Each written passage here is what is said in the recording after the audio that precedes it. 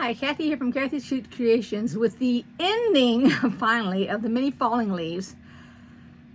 And first off, let me show you what I have, and then I'm going to explain all of it to you. Now, this is has more height than width. I made these little things right here to hang it, but this is what it looks like. And now I'm going to explain the mistake I made. And remember now, I didn't like the back of it at all. So let me turn my camera around so you can see. Okay, sometimes I can just aggravate the heck out of myself. So I just did this whole entire video and I got done and went to look at it and upload it, download it, whatever. Went to edit it, wasn't even there. So I'm doing it again. So here is, now it's not finished because I still got to stitch it. I'm going to do it by hand. And I'll just show that in another video because I'm cutting it close to get this finished. So first off, I didn't like the back. I changed it with one of those fabrics. If you watch the very first one that I had, this is one of the choices I had to make the color of the leaves. So this is what I used for the back. So what I did was I went ahead and I cut this square the same size as the front. And then I laid it on this here. So they're wrong sides together. So the wrong side of this and the wrong side of that, I laid this one down. I started at the top right. I'm right-handed. I always do everything on the right side, it seems like. I pinned it. I went to the left and I pinned it straight down, and then I went across and across the bottom. Now it's pinned on this side, but it has to be sewn on the other side because I didn't want to take my points off. And then let me also mention real quick, of course I forgot to put these things in because, you know, if I do one mistake, I got to do two mistakes. It's just the way I am. And the thing is that I had these sitting right here so I wouldn't forget them, and I still forgot them. I took it, flipped it over. Now all my pins are on the other side. So I very carefully sewed it. And actually, it's not that I sewed it. I did a basting stitch. And I did it, I believe 4 was my stitch. Because I wanted to make it really, really big in case I had to take it out. All right, and I'll explain that here in a second. So I went ahead and I stitched the whole thing together. Now I stitched it. This binding wasn't on. Get done stitching it. I flip it over. I take a look at it. It's caught what I wanted to catch. I didn't lock anything because I didn't need to. I wanted to make sure that the binding had to come to the front of the quilt. Now you can do your binding either way. You can sew it to the front and have it go to the back, or sew it on the back, have it go to the front. But I wanted to have it go to the front so I could make sure that I wasn't cutting all my tips off. So I sewed it on first. You know how to do binding. You take your binding, which mine was 2.5 inches. I folded it in half and I ironed it, and then I laid it down. Then I folded it over.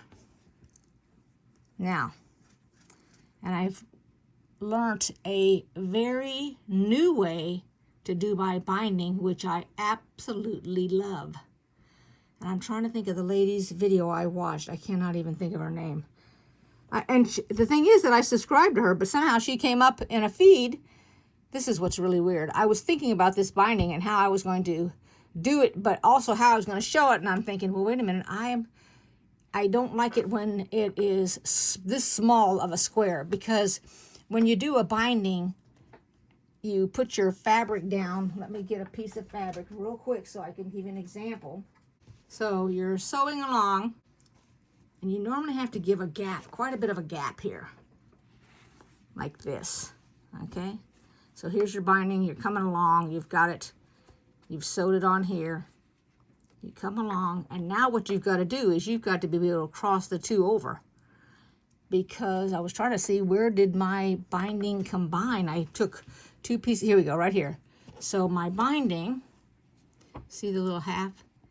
I do my binding 2 different ways. I either put them together like this, and I tell you, I had a heck of a time with my binding too. I took it out 3 times. It just wasn't my time to be binding. So you can take your binding and you just literally put it right sides together, and then sew 1/4 inch and open it up. Then you have a straight seam just like that. And there's nothing wrong with that. Or you take it and you fold it, you open right. They go right sides together like this. I always take a marker. I usually use a white or a pink chalk marker. And I go from this corner here diagonally down to this corner right here. And the way to do that so that you, because of course you can't see it when they're on top of each other, so just come down a little bit like this. Come off of that one. See how I came off of that one? Come off of this one. Just a little bit like that. And then I put a pin right here on this side right here.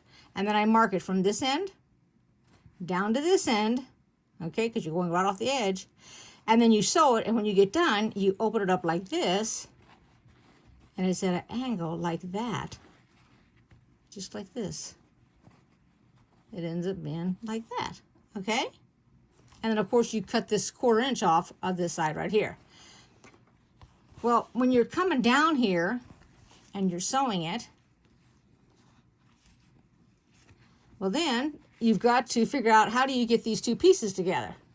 And there's a whole bunch of different ways to do it. Well, I watched this YouTuber, and gosh, for the life of me, I'm so sorry, I can't think of her name. She took this, she opened it. I'm going to probably do it wrong, I'm just telling you. Oh, first she took this and, no, wait a minute, she opened it, didn't she? Because this is where, if it's a small thing like this, it's too tight of a squeeze. And she went like this. But the point was, she figured out the distance between here and there, and then snipped off, like let's say I have this much. Okay, well, if that's your distance, you have to cut this off. I'll have to find it so I can do it for you. And normally, what I do is, and this is the way that I've seen most of them taught, you take this, let's say you're coming along, you got all this extra. Well, since my binding is 2.5 inches, what you do is you take your ruler and you go to the end of this one and you go up 2.5. Now, I always take off 1/4 inch, so that would be 2. Let's just go over here, it's easier to see. Go 2 1/4 right here. Take the remaining right here. You go up to 2 1/4. You get up there and you cut all this excess off. That's what you cut off. So when you've got a teeny weeny piece like this and you're doing binding, you have to do this, and because you know this is all sewn on here, the binding is. You've already got it around the edges and everything. And you're taking it and you're figuring out how, and I'll tell you, it was the longest time for me to figure it out. How to make it so these two pieces get on there.